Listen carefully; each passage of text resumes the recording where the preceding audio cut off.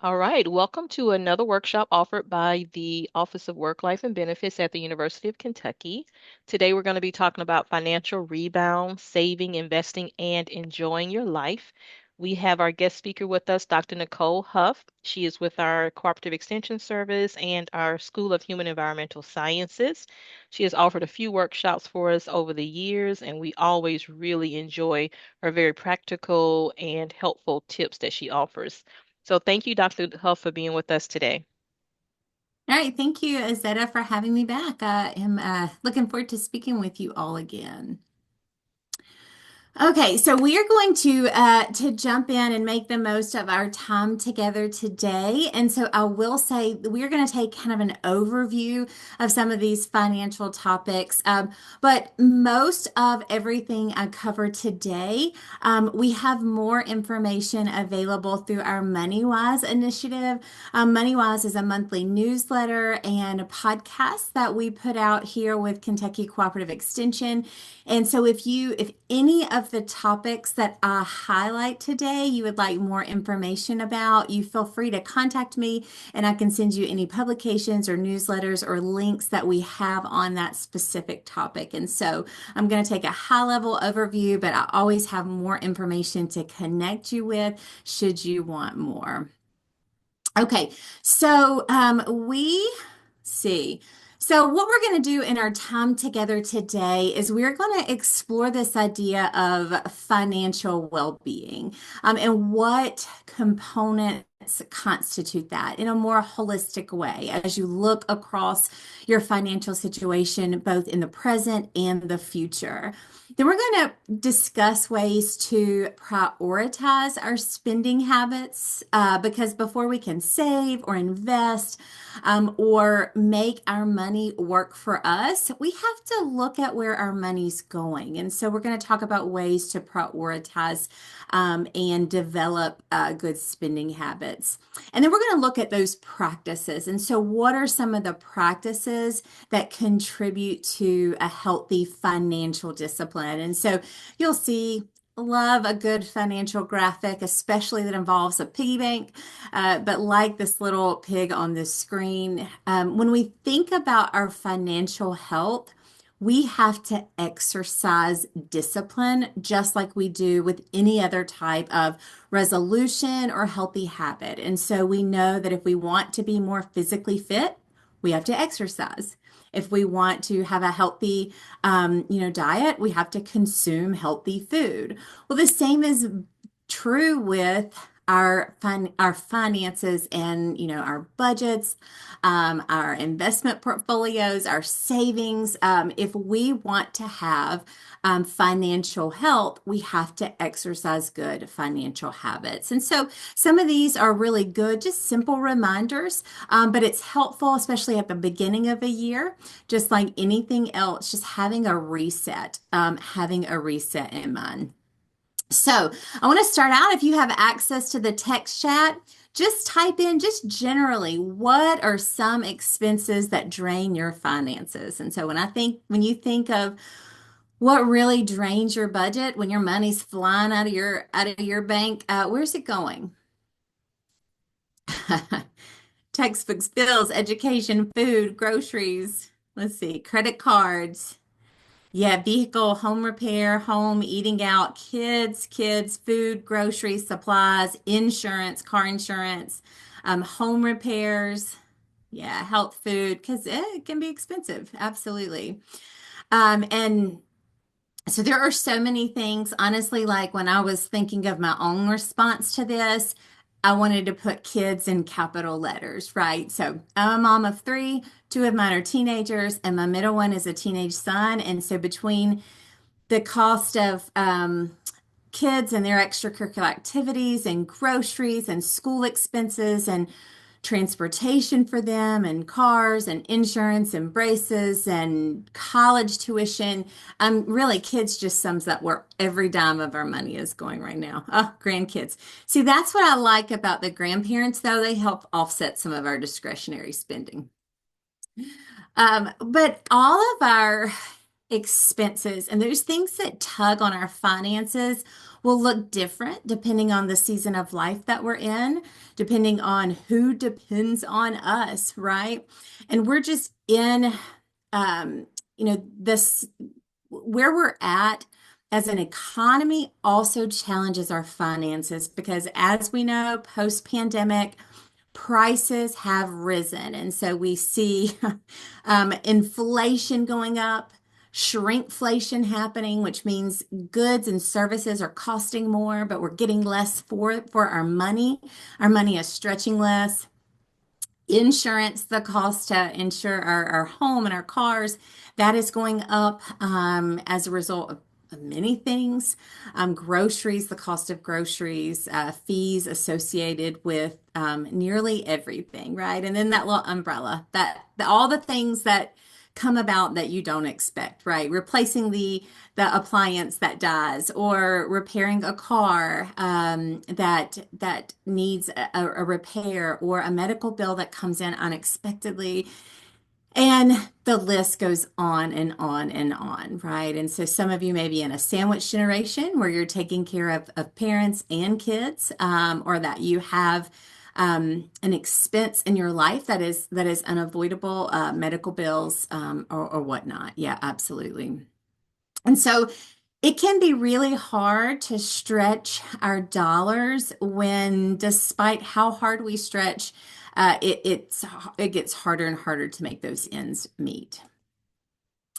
So this idea of the financial rebound is it's how do we bounce back? It's a reset. So much like many of us, myself included, right? I'm starting the year hopeful that my house can get organized, that my I can reset my diet, I can focus on some health concerns that I need, that I can, regularly exercise, but also looking at how I can reset and re-examine our finances, right? So, yeah, I'm in that phase where I just feel like the expenses that are coming our way are exceeding our ability to manage them, because the cost of living has risen, and the season of life that we're in is it's risen a lot more than our incomes have. So I'll say that.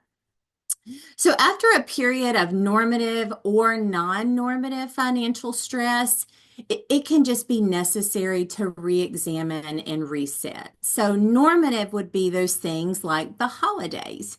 We know they come every December, right? We know birthdays come. If we have family vacations and we have them on our calendar, we can expect them.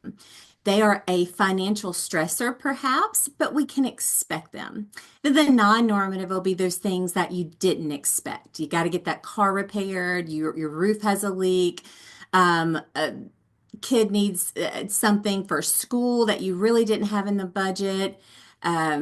You have a medical expense that you didn't have. And so those non-normative times are what makes it especially important that we prioritize and save so that we can anticipate the unexpected. And so some of the things we're going to talk about is examining those financial behaviors, like where is our money going? What's draining our budget? How we can track expenses and create a budget where we can reduce our debt and use our credit wisely. And then how we can intentionally save for both those normative life events like retirement, those non-normative life events like those emergencies that might come up. And part of that is setting smart financial goals. All right, so as we begin, it's important to consider financial health and well-being and what, comprises that.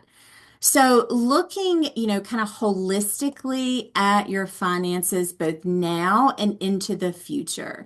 And so financial well-being and the components of financial well-being include two big areas. So, financial security and financial freedom of choice.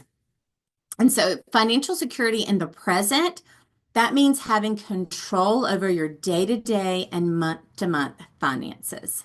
So, that means that you can pay your bills, you can afford the things that your family needs every day, groceries, gas, transportation, house, shelter, those basic necessities, that you have control over those, and that you consistently have control over them. So from day to day, you can afford life, and from month to month, you can sustain that life. So that's having security. And when we don't have that security, that's where we see stress come in, right? Like not being able to sleep at night. We see anxiety and depression. It can weigh on us physically, emotionally, when we can't pay our bills, or we're not sure how we're going to feed our kids, or to make payments to repay debt and whatnot. And so that's why focusing on that security aspect is foundational to someone's vitality and then their just overall financial health. Because then when we look at security in the future, that's that ability to absorb a financial shock, or so things like a pandemic that we really didn't see coming, right? That it has impacted everything since then, and that our economy is still rebounding from that. So your future security is how well you can absorb a shock like that, from a small financial shock, like having that unexpected bill come in, or the kid who needs something and their expenses keep growing, to larger shocks. Can you absorb unemployment, an unexpected job loss, or an unexpected medical bill, or some kind of emergency? How well are you able to handle that downturn in your finances? Then the other major component is that freedom of choice. And so one of the words that I love that Izetta put in this title of this presentation is enjoying life, because I'm sure you've heard that phrase, that money can't buy happiness. I do think it can help, though. It can help us enjoy life. And so it cannot be what anchors our happiness or our joy, but it absolutely can help us have the freedom to enjoy our life. And so money is not a burden. Money is a tool that can help us have that freedom to make choices that will allow us to enjoy life. And so if it's splurging on something that you enjoy, so a sporting event, a vacation, a fancy coffee, a night out with friends. It is knowing that your finances can absorb what you want to have the discretion to spend it on. And that also into the future, you're on track to meet some financial goals. And so it's, the future shocks are those non-normative stressors. But the future freedom of choice are things like retirement, right? So I I truly love my job here at the University of Kentucky. I do not want to work it forever. I want to be on track to retire at some point in my life when we have launched our kids and they stop draining our budgets. And I say that lovingly, but that's a financial goal. And so as I look towards my financial well-being, I have to be mindful of the things that are on the horizon and will we meet those? And so when we look comprehensively at financial health, these are some of the considerations that we need to take as we plan. And so just view our time together today as a step to a financial checkup. So I'm sure many of you have annual doctor's appointments, where you go in once a year or more for blood work and just that okay from the doctor that you are doing okay. Well, our finances need that as well. And so as we are looking at how to do a checkup on our finances, begin by considering your net worth, right? So that is our net worth is kind of our assets and our liabilities. So what we own minus what we owe.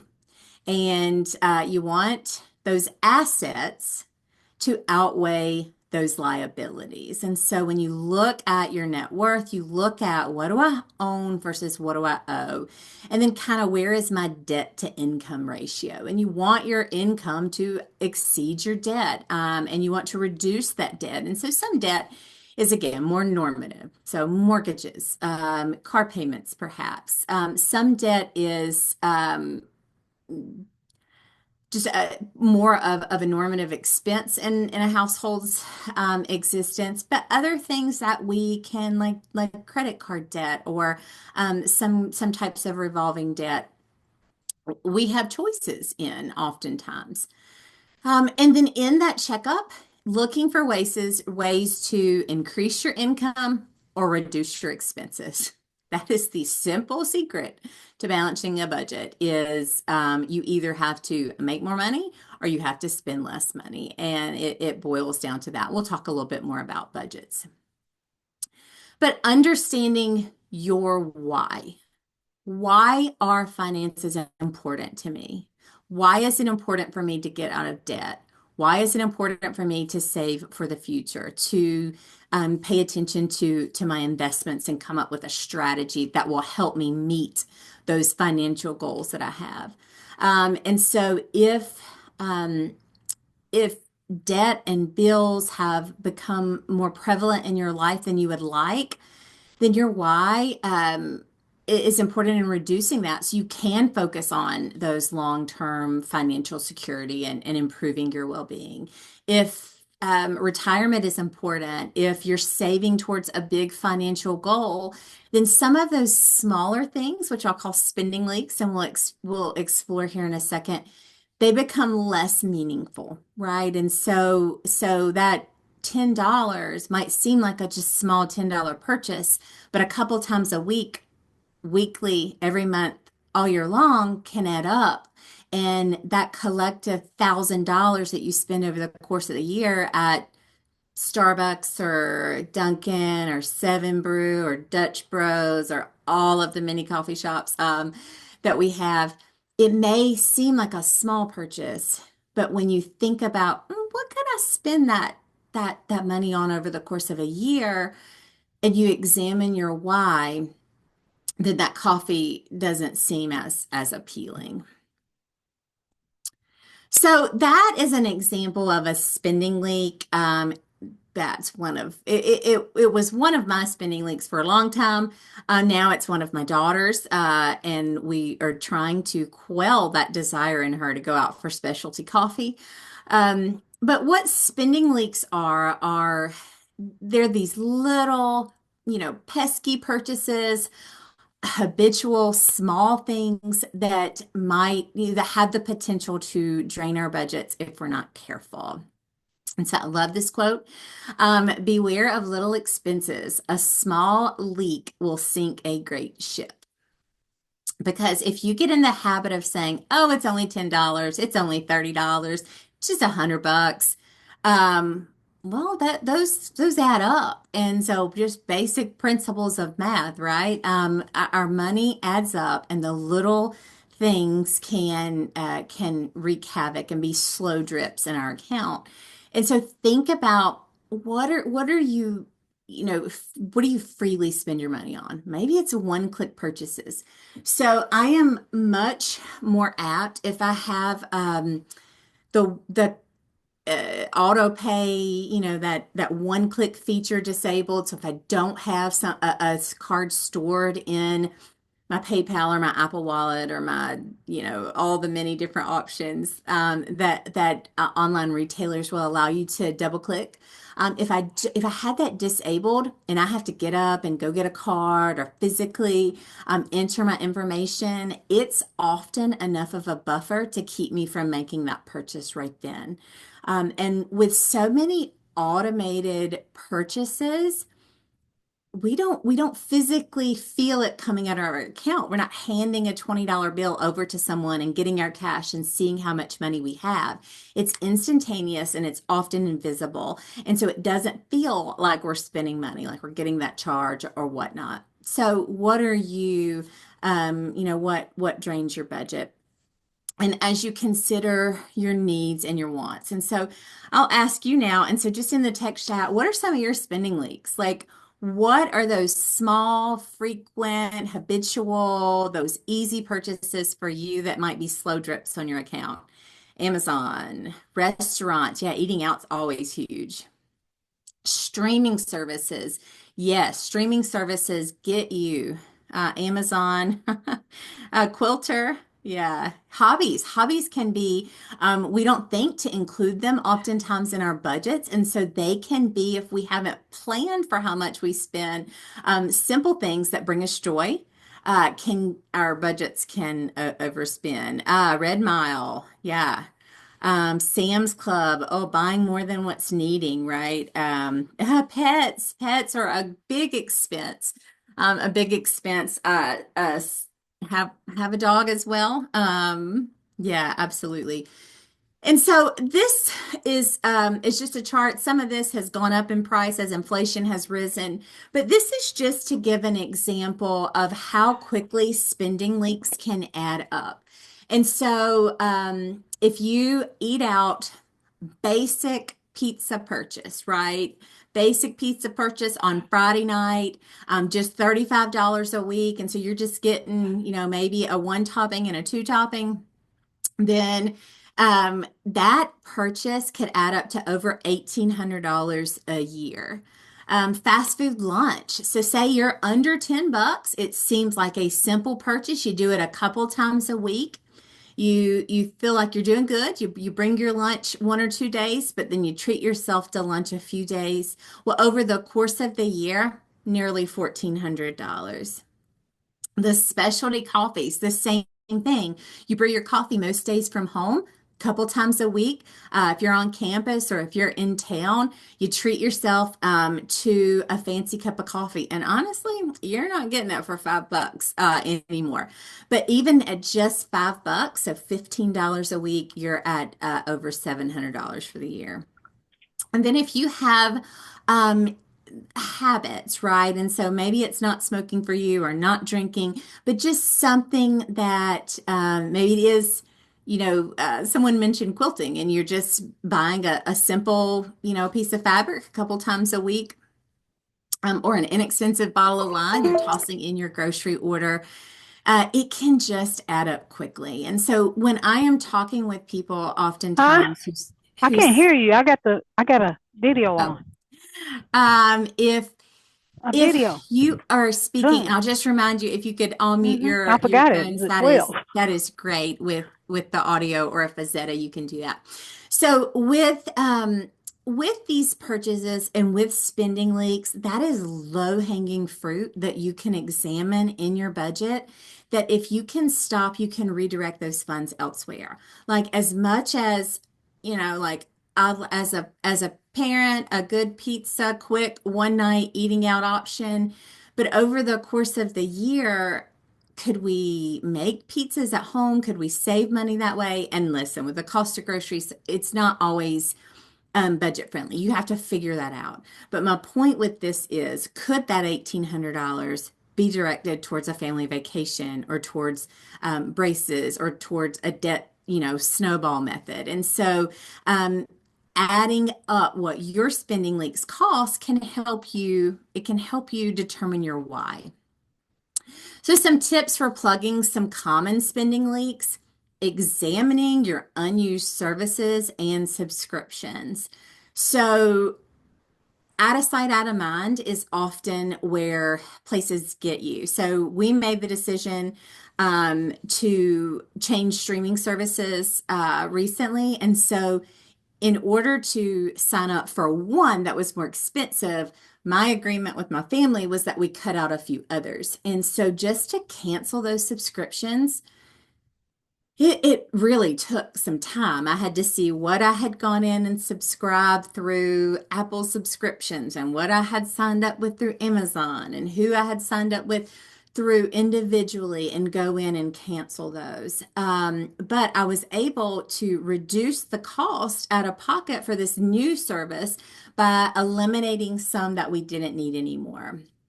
Same is true for gym memberships, for any kind of fees that automatically renew. Maybe you sign up for a credit card, you got your first year free, you're hit with a $99 service fee after the first of the year. Or you did a free trial of something, didn't cancel it, you were resubscribed or automatically renewed.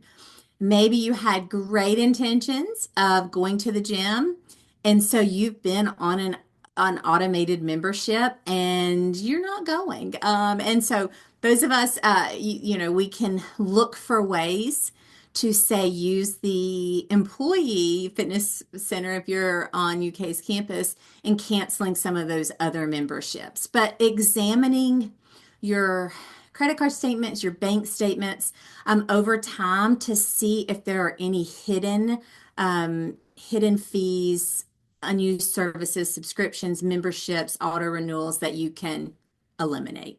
Again, low hanging fruit. Making those small swaps to save. And so packing a lunch, buying a bag of pretzels and putting them in little baggies, little containers, rather than paying for individual, snack bags, right? It's a couple dollars, but it's something you can easily do as you meal prep that will save you money over time. Brewing that coffee from home opposed to going out. Very small, simple swaps. What can you save? Shopping your pantry and your freezer before going to the grocery store, cooking what you have, not wasting food.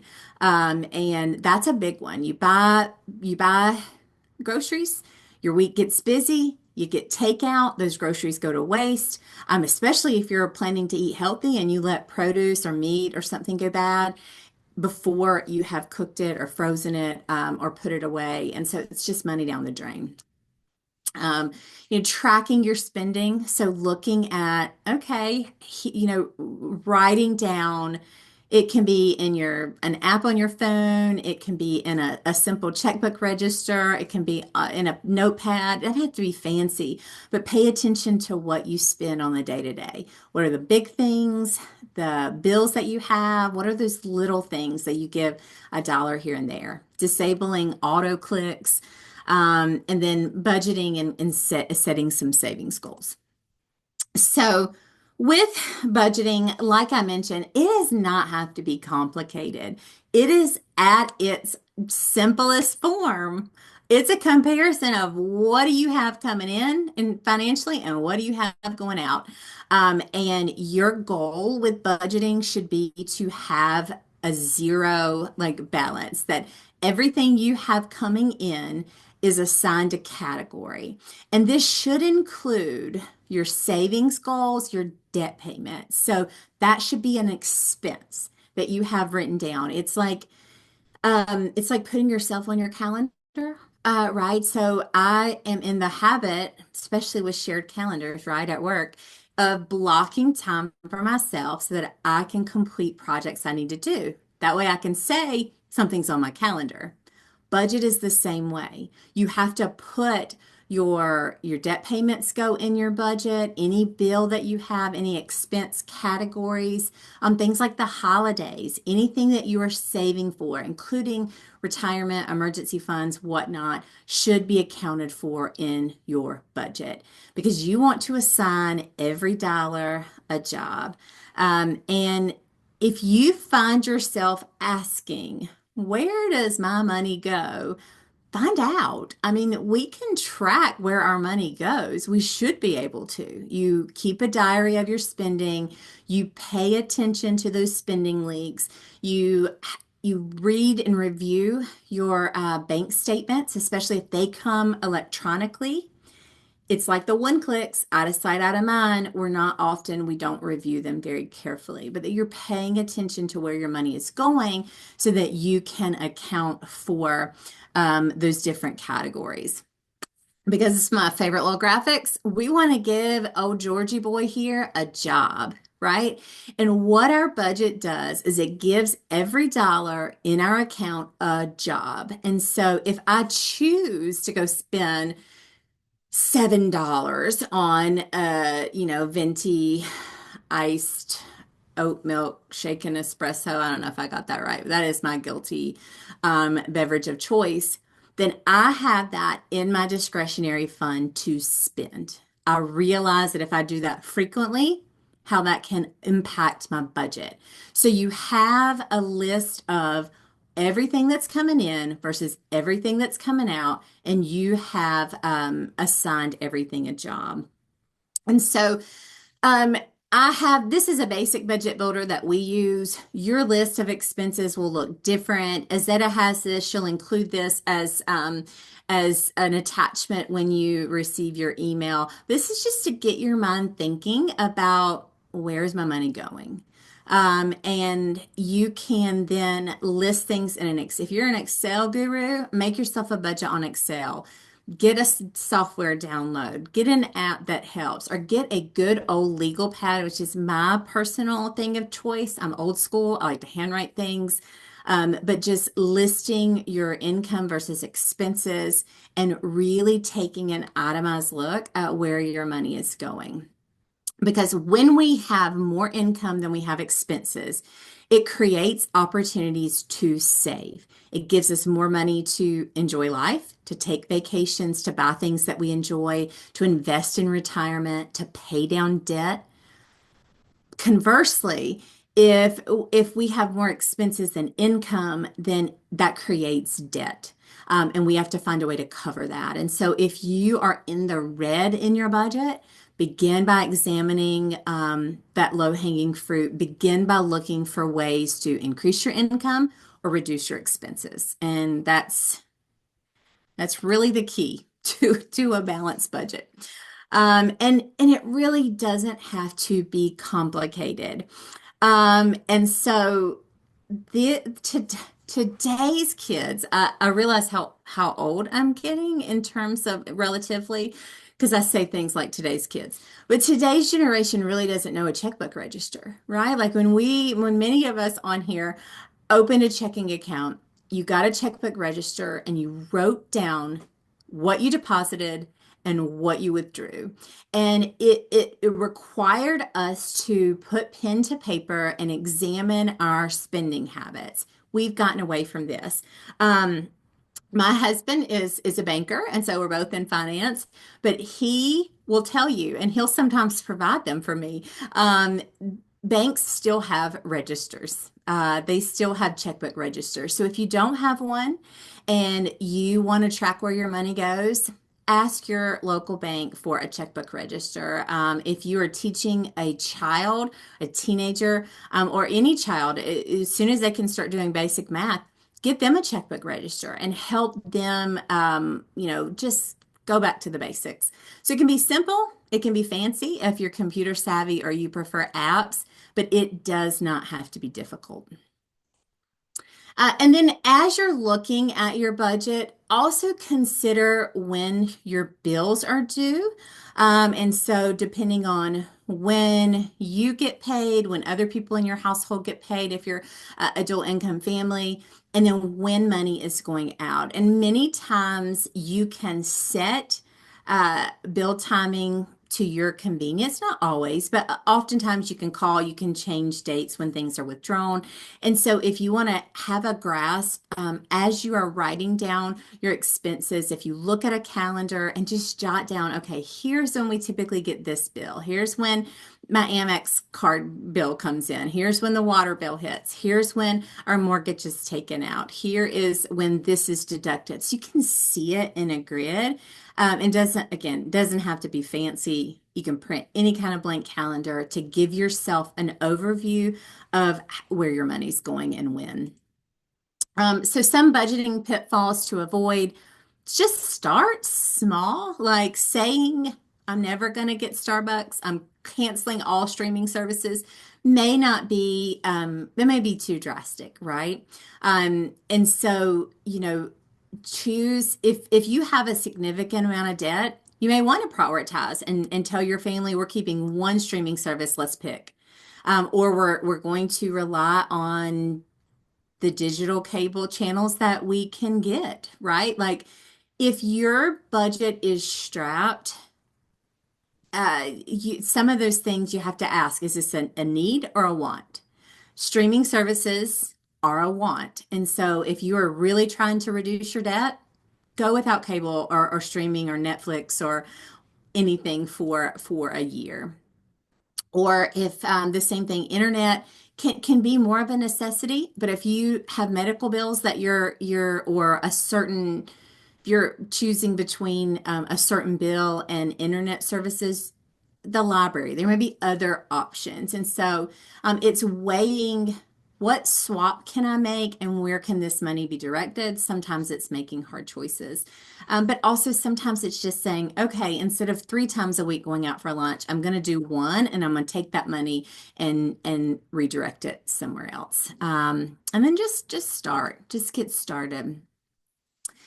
And I'll talk for just a second about credit and debt and how we can improve our credit scores and how we can reduce debt. And I will say, again, during this, I'm going very, very quickly. I'm covering topics, but we have MoneyWise publications on all of this. They are newsletters or extension publications that go into detail that link you with where to read more. And so if you're interested in any of the topics I cover, please feel free to reach out and we will get you those publications, those PDFs you can download.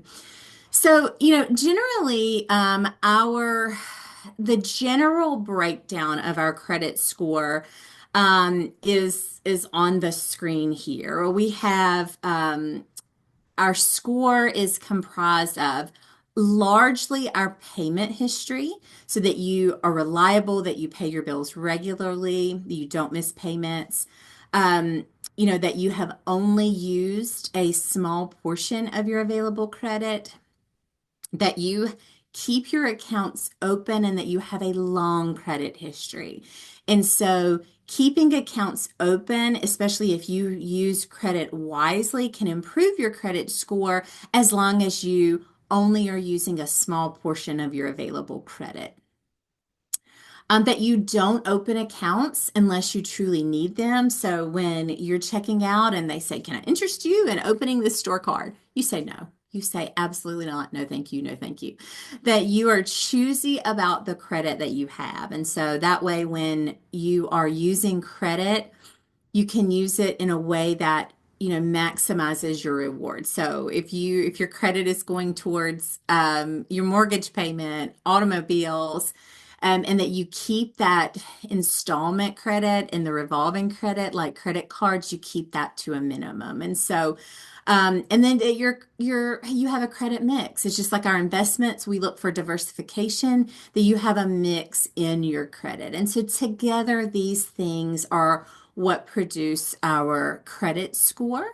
And if you're looking at how to improve your score, probably the top 3 things to look at are that you pay your bills on time, biggest part, that you pay down your balances, and that you really avoid taking on any new debt that's not necessary. And so I don't think, I'll say this about credit, and because credit is debt.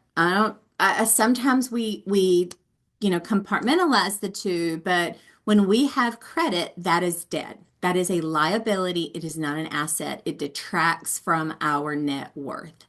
So it's important to prioritize not taking on new debt and then, paying it off.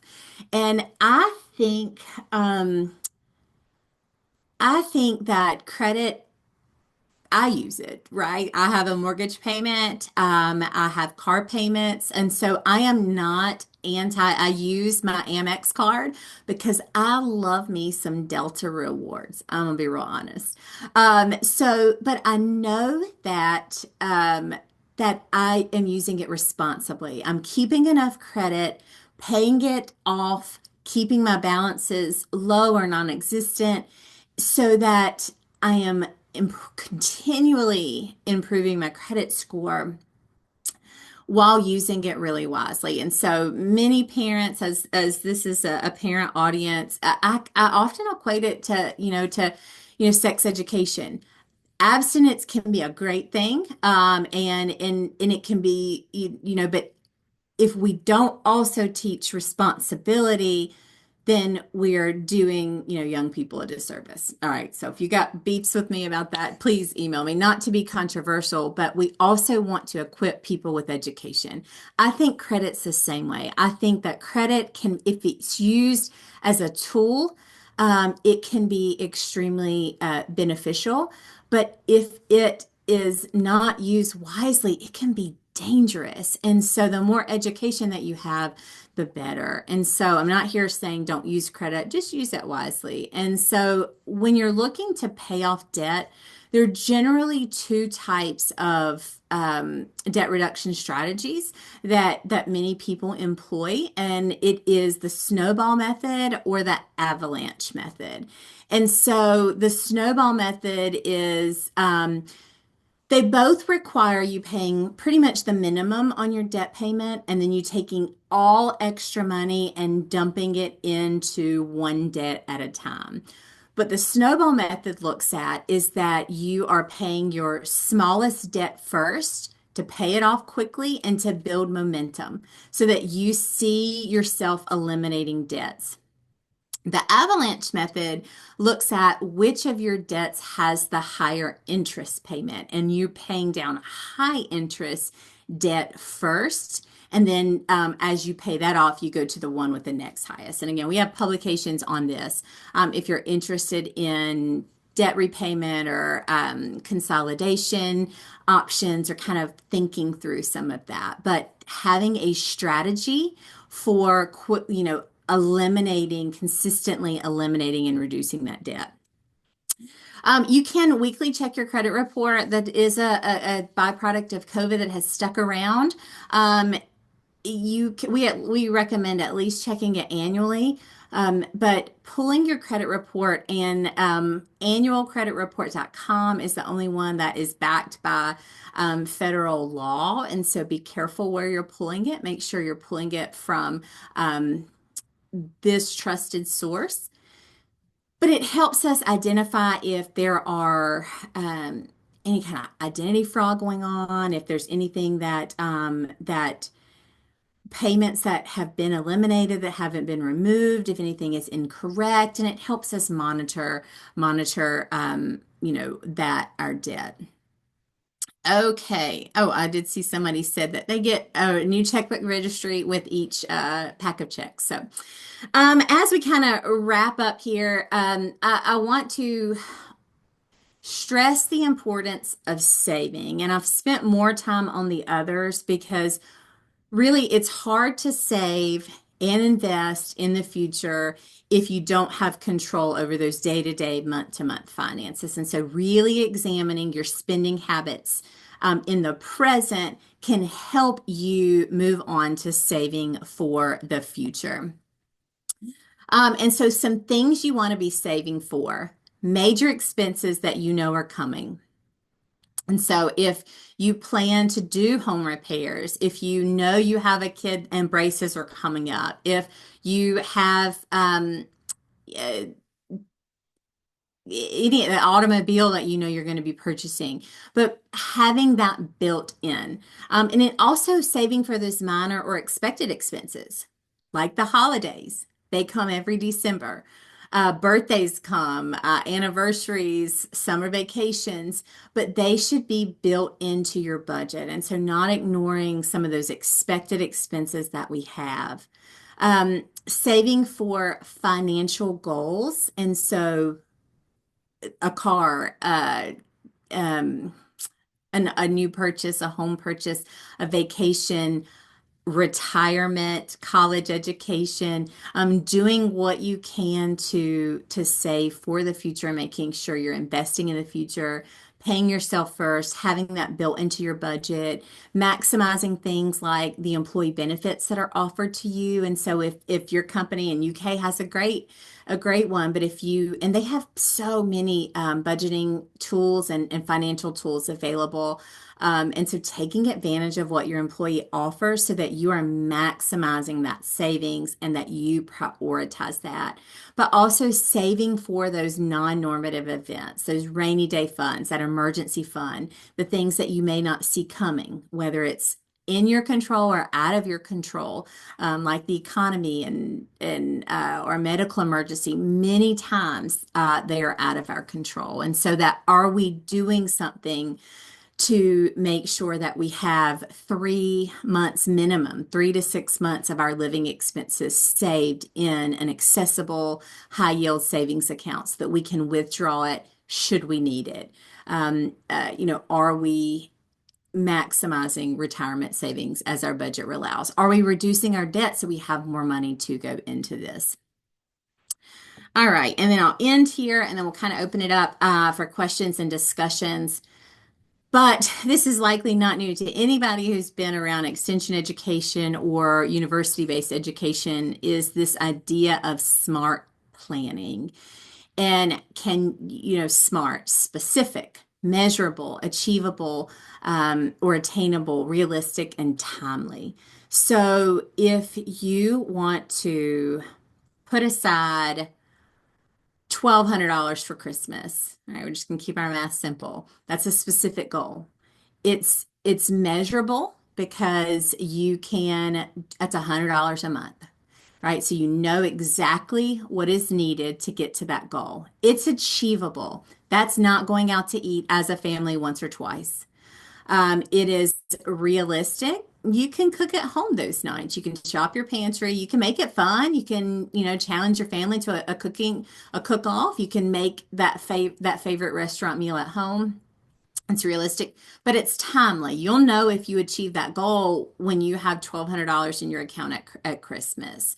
And so it is, as you budget, thinking through, and there are good, and again, we have links and resources on all of this. If retirement is your goal, I have a financial calculator that I can link you to that helps with setting retirement goals, or if you have a big number in mind for whatever your goal is. If it's reducing debt, then you combine that snowball or that avalanche method with the SMART goal planning and put it in paper. Yeah, absolutely. So I'll leave and remind this that it comes back to that enjoying life. When we establish, those good, healthy practices, we can have that control and that enjoyment both in the present and the future. Because this adage, it holds true financially as well. So if we fail to plan, we plan to fail, and we don't want to do that with our finances. All right, so I'm gonna leave this here. I'm gonna take a look at the chat. We have just a couple of minutes, and so I will do what I can. And again, anything that you guys, if you put it in here and we have a resource on it, like the calculator, we have some investment resources. As soon as we end, I will send those to Izetta. She can include them in the email that goes out. And then you can feel free, if you're watching this recording and you want more information, feel free to contact me directly and I can send you some information that we have. Okay, so there's a question on CDs and better than savings accounts. Some banks have prime interest checking accounts that have higher interest as well. Yeah, one of the things that I always recommend is start with who you bank with and go in and schedule an appointment with a personal banker to find out what products they have. You can also shop around, and so if you don't, if your local bank doesn't offer something, your local credit union, you can talk to others in your area, but seeing what is available and what will work best for your financial goals. And we have some investing publications that just kind of talk about different types of products. The retirement calculator, yes, I'll make sure that's included in there. I don't think I have the link easily accessible on my computer. Sorry, I'm managing screens right now, or I drop it in the chat, but I'll get that to you for sure. All right, so an app called Supercook that lets you pull your pantry ingredients and shows you all the recipes you can make. That's a great suggestion. Really, that is one of the, my kids probably get tired of me harping on it, but groceries are too expensive to waste. And I'll probably say it once a day with two teenagers that if we buy it from the grocery store, we need to use it because eating is expensive and we have to eat. So we have to make the most of what we have, but so we enjoy it, right? We want to enjoy what we eat. And that's a great suggestion. Yeah, I like that. 100, you lose 100% of the shots you don't make. Retirement savings. So we have some publications on that. I can come back and talk, or we have some great university resources on retirement. So that might be a topic for another one, and I will include some of our publications on retirement.